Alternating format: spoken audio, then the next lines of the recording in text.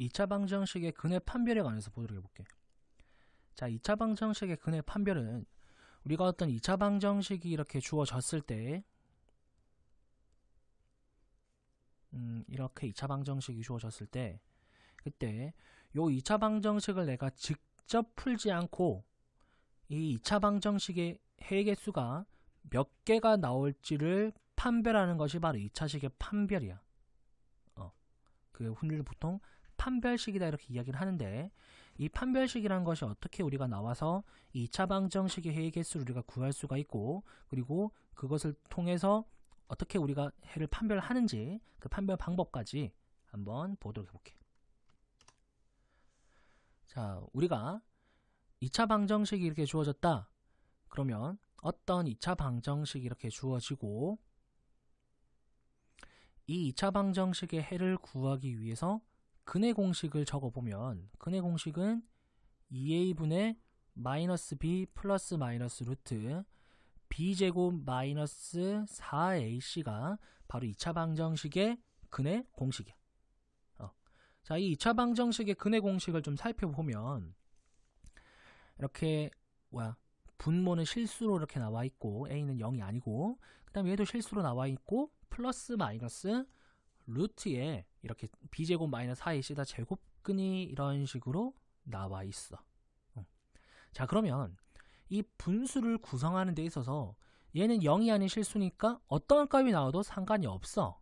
그 다음에 얘도 어떤 값이 나와도 상관이 없는데, 이제 플러스 마이너스 루트 이렇게 나왔을 때 요 루트 때문에 약간 이제 문제가 생기는데, 우리가 어떤 무리수가 이렇게 적용되기 위해서는, 실수로서 정의되기 위해서는 이 안에 있는 수가 항상 0보다 크거나 같아야 돼. 근데 만약에 이게 0보다 크거나 같지 않은 어떤 수가 나왔으면 그때는 이 수는 우리가 무리수가 아니라 허수가 되는 거다. 그치? 그래서 우리는 요 수는 이제 실수가 아니다 이렇게 되는 건데, 여기도 마찬가지로 지금 우리가 보고 싶은 건 뭐냐면, 어떤 2차 방정식의 x값을 구한 데서 요 x가 실수가 되도록 하는 그런 근을 실근이라고 이야기를 하고, 그때 실근의 개수를 우리가 보고 싶은 거야. 그랬을 때 결국은 이 수는 항상 실수인데, 이제 요 수에 있는 루트 안에 있는 요 수에 따라서 이 수가 실수도 될 수 있고 허수도 될 수 있더라 이거야. 그러면 봐봐. 결국은 이 b제곱 마이너스 4ac라는 놈은요, 얘가 만약에 0보다 큰 값이 나오면 그때는 예를 들어서 루트 5 이렇게 돼버리면 2a분의 마이너스 b 플러스 루트 5 요거 하나랑 2a분의 마이너스 b 마이너스 루트 5 하나, 이렇게 두 개가 나와서 실근 두 개가 나오는 거야. 실근 두 개인데 서로 다른 수니까 서로 다른 두 실근입니다 이렇게 나오는 거야.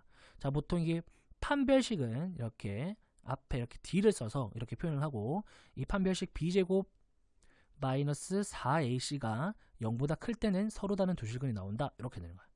자, 그럼 만약에 b제곱 마이너스 4ac가 0이 나왔다. 그럼 그때는 e가 0이 나오면 이 플러스 마이너스가 의미가 없어지는 거지. 이해됨? 그럼 결국 2a분의 마이너스 b라는 해가 하나만 나오게 될 테니까 결국은 이 방정식에는 하나가 나오는 거고, 그때는 중근을 가진다. 이 중근을 가진다는 말은 결국 같은 말로 얘가 2차 방정식을 인수분해했을 때 이렇게 완전제곱식 형태로 표현이 된다는 거겠지. 오케이? 그래서 판별식 b제곱 마이너스 4ac가 0이면 그때는 중근을 가진다 이렇게 되는 거고, 그때 요 중근도 사실은 실근이 되는 거야. 실수인근. 자, 근데 판별식이 0보다 작아진다. 그럼 루트 안의 수가 음수가 되면 아까 이 수가 허수가 된다 했으니까 이제 이 수 전체 자체는 허수가 되는 거야. 그러면 결국 이거는 근은 허수인 근이기 때문에 우리가 그런 근을 허근이다 라고 이야기를 하고, 역시 값이 플러스 마이너스 두 개 값으로 나오니까 서로 다른 두 개의 허근을 가진다 이렇게 되는 거야. 오케이? 자, 그래서 이 판별식이 0보다 클 때는 서로 다른 두 실근, 판별식 d가 0일 때는 중근, d가 0보다 작을 때는 서로 다른 두 허근을 이렇게 가진다 이렇게 되는 거고, 요 판별식은 b제곱 마이너스 4ac 뿐만 아니라 짝수 공식에서도 똑같이 적용돼. 그래서 b-제곱 마이너스 ac를 적용해도 역시 똑같이 적용이 된다 이렇게 생각을 해주면 돼. 자, 그러면 봐. 여기서 판별식이 0보다 크고 0일 때 이때 둘 다 실근을 가진다 했잖아. 그래서 문제가 이렇게 나올 수도 있어. 이 2차 방정식이 실근을 가질 조건을 구해봐. 이렇게 문제가 나올 수도 있단 말이야. 그럼 그럴 때는 실근을 가질 때 0보다 클 때, 0보다 클 때가 아니 0보다 클 때, 0일 때 이렇게 두 개니까 D가 0보다 크거나 같다. 요때 이 방정식이 실근을 가질 조건이 된다. 이렇게 되는 거야. 자, 그러면 이게 문제가 어떻게 나오는지 좀 살펴보면, 자, 어떠한 2차 방정식이 주어져 있는데 요 2차 방정식이 뭐 kx제곱 플러스 2에 k 플러스 2x 플러스 k는 0이라는 어떤 방정식이 있고, 요 방정식이 허근을 가질 조건을 구해봐. 이렇게 문제가 나온 거야. 그러면 자, 우리가 여기서 이제 해야 되는 거 뭐냐면, 첫 번째로 일단은 판별식을 바로 적용하기에 앞서서 2차 방정식이기 때문에, 앞에 2차 방정식이란 말이 이렇게 적혀져 있는 거야. 2차 방정식이기 때문에 일단 x 앞에 있는 개수인 요 k는 절대 0이 돼서는 안 돼. 그 첫 번째 k는 0이 아니야. 이렇게 하나 적어주는 거야. 그 다음 두 번째로 이제 허근을 가질 조건, 판별식이 0보다 작을 때. 그러면 판별식 쓰는데 개수 앞에 짝수가 있네. 그럼 얘는 짝수 공식을 바로 적용시켜서 k 플러스 2의 제곱 마이너스 ac를 이렇게 해주는 거야. 그럼 얘가 0보다 0보다 작다 뭐 이렇게 되는 거겠네. 자, 그럼 이걸 좀 정리를 해주면, 얘 정리해주면 k제곱 플러스 4k 플러스 4 마이너스 k제곱은 0보다 작다 이렇게 되는 거 뿅뿅 날려서 4k는 마이너스 4보다 작고요, k는 마이너스보다 작습니다. 이제 이렇게 되는 거야.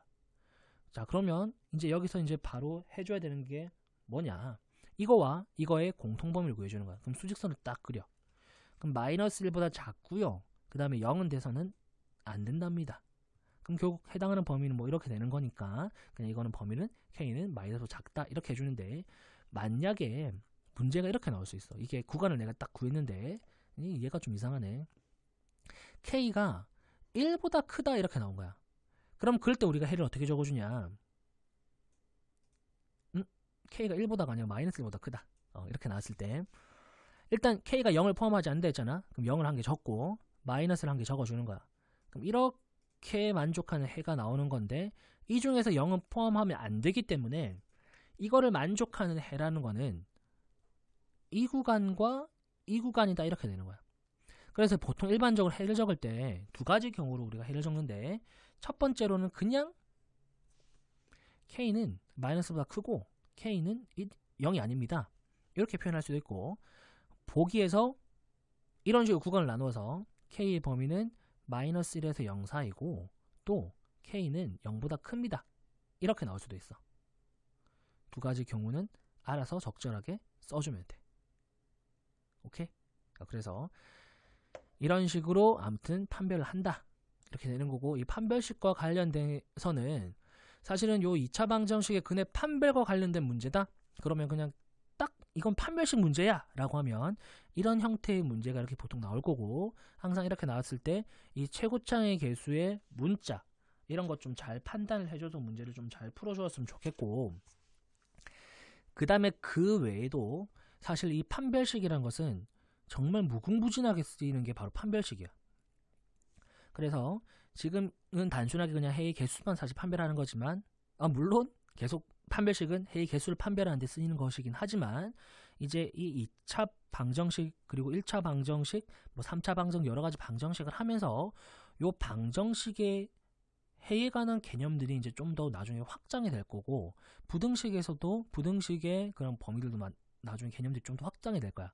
그럼 그랬을 때 확장된 범위에서 우리가 해를 어떻게 구할 때, 그런 확장된 관점에서 우리가 해를 구할 때 이제 요 판별식이 적용돼서 우리가 문제가 풀릴 때도 있을 거고, 또 전혀 다른 생뚱맞은 영역에서 판별식을 활용해서 뭔가 구하거나 근의 공식을 판별해서 뭔가를 구하거나 하는 것들이 여러 가지가 쓸 수도 있어. 그렇기 때문에 요 2차 방정식은 대단히 많은 단원에서 응용이 될 것이기 때문에 지금 요 2차 방정식을 배워서 그냥 그것만 적용하고 나중에 시간이 지났을 때 그것을 까먹거나 이렇게 하지 말고, 이것은 거의 뭐 학교 졸업할 때까지 나오는 것이다 라고 생각하고 일단 기본적인 1차적인 그런 2차 방정식의 개념들을 항상 잘 숙지하고 정리를 해두었으면 좋겠어. 오케이? 잘 정리를 한번 해볼 수 있도록 해보자. 자, 2차 방정식의 근해 판별에 관한 강의 여기서 마무리하도록 할게.